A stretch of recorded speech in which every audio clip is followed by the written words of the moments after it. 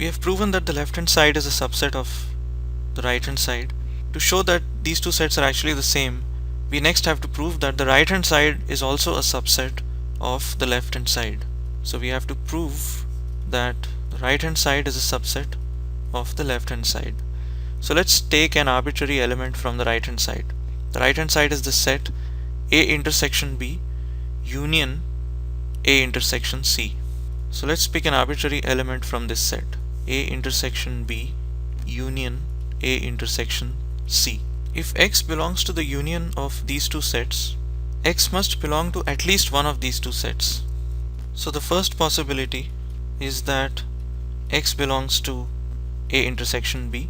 The second possibility is that it does not belong to A intersection B. If it does not belong to A intersection B, then it must be the case that it belongs to A intersection C, because if X does not belong to this set, it must belong to this set in order to belong to their union.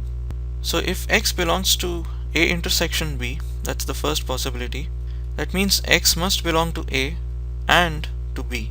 The second possibility is that X belongs to A and to C.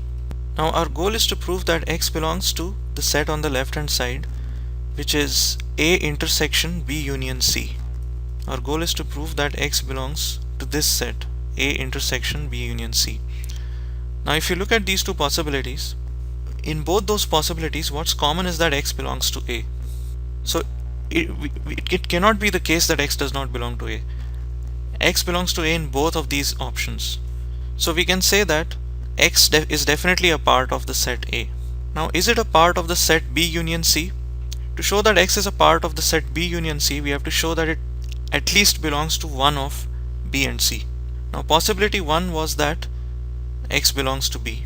If X does not belong to B, then the other possibility is that X belongs to C. So either X belongs to B or it belongs to C. It will belong to at least one of these two, because these are the only two options. In the first option, X belongs to B. In the second option, X belongs to C.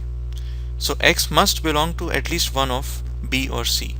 Since X definitely belongs to A and X belongs to one of B or C, X must belong to their intersection. So we can say that X belongs to A and X belongs to B. This is the first possibility. Or X belongs to A and X belongs to C. This means X definitely belongs to A in both of these cases. But what's not clear is whether it belongs to B or not. If it doesn't belong to B, it will belong to C.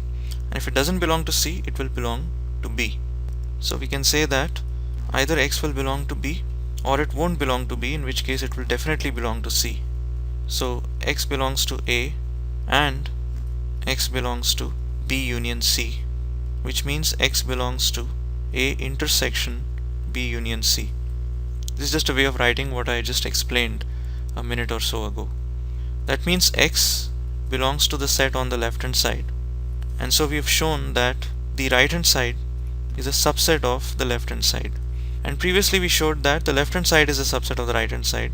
So combining both these results, we've proven that the left hand side is equal to the right hand side, and so we've proven the second distributive law.